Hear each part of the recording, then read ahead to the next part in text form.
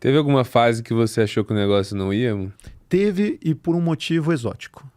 Não era por demanda, não era por capacidade de execução, não era por falta de dinheiro, era pela... A gente entrou num vespeiro, porque de um lado estavam os nossos clientes querendo resolver um problema, no meio estava a gente, na outra ponta estava o Detran, os Detrans. E cada Detran estadual tem uma forma de agir. Tem Detran que tem API, tem Detran que tem credenciamento.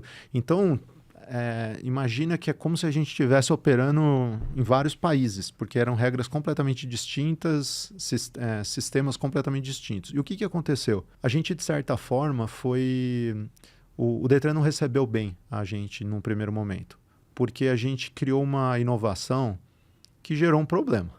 A gente percebeu que muitos motoristas têm medo de perder a carteira por conta da pontuação nela. Só que o que acontece? O motorista tem que lembrar disso, entrar no Detran, olhar.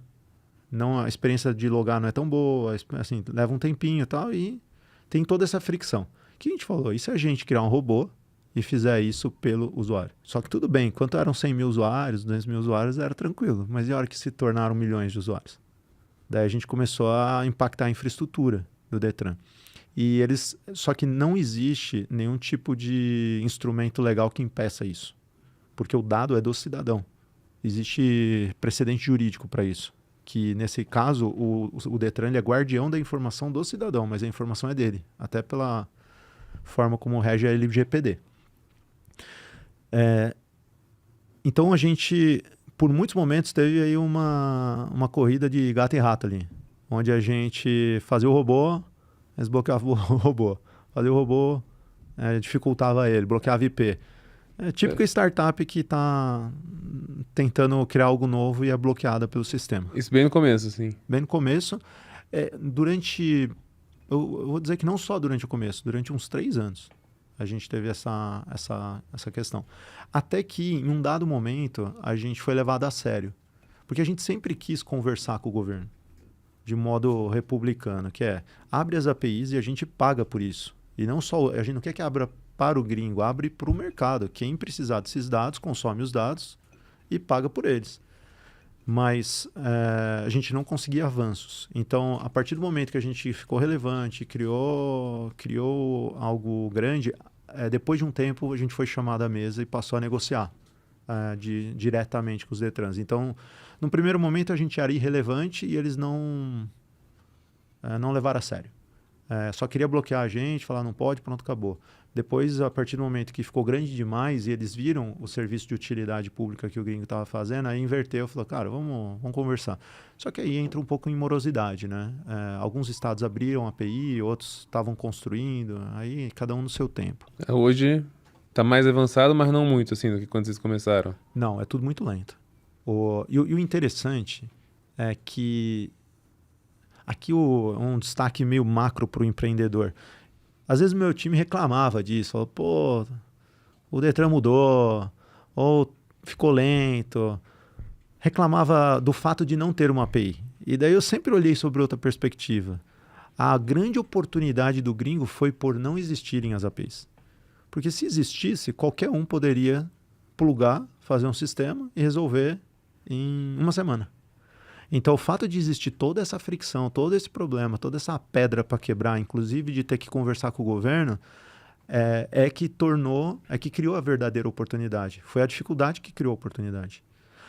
E, futuramente, obviamente, para onde caminha o mercado? Os estados vão abrir as APIs e vão cobrar por isso. Só que daí, quem tiver grande, vai ter um poder de escala tão grande que não vai dar para um entrante brigar. Então, digamos que num primeiro momento a barreira de entrada era essa confusão toda. Essa bagunça institucional era a barreira de entrada. Um dia vai deixar de ser, mas daí o tamanho da base e a escala que isso gerou vai passar a ser a barreira de entrada. Então, eu acredito que vai migrar de um modelo para o outro. Mas ainda essa estrutura. Vocês começaram por bastante tempo sem ganhar muito dinheiro, assim, né? Mais focado em base de usuários, ou não? Sim, mas a gente sempre monetizou. A gente aprendeu com o pessoal um pessoal que a gente modelou ali do Guia Bolso, porque eles começaram fazendo uma solução de utilidade pública, construíram base grande, mas não monetizaram no início. E eles tiveram muita dificuldade em mudar de uma empresa que não cobrava para uma empresa que monetizava. A gente, tendo aprendido isso com eles, a gente já no dia zero já saiu monetizando. Então, o modelo de negócio, se você for ver, que rola hoje, não é muito diferente do modelo de negócio do começo, onde a gente cobra uma margem em cima do valor que uma taxa de conveniência, em cima do que o usuário está resolvendo. E se ele precisar parcelar, a gente também ganha um spread dos juros. Então, basicamente, são dois modelos de negócio, taxa de conveniência e spread no juros. Esses dois modelos nasceram junto com o negócio, basicamente. Então, mas a margem operacional era negativa no começo, porque a gente tinha muita ineficiência ainda, era pouco automatizado o negócio, a margem era negativa, mas a gente foi melhorando a nossa operação e a gente chegou numa margem bastante relevante no final.